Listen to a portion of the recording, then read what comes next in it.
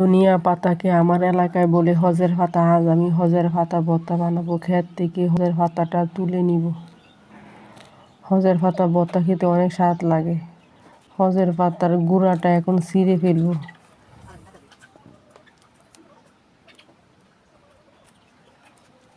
পাতাটা এখন পরিষ্কার করে ধুয়ে নিব।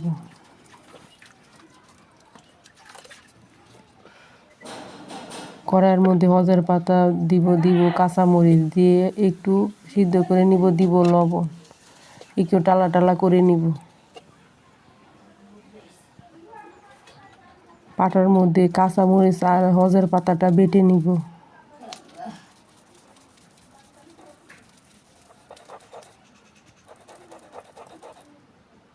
হজের পাতা বাটা হয়ে গেছে, এখন 2টা পেঁয়াজ বেটে নিব।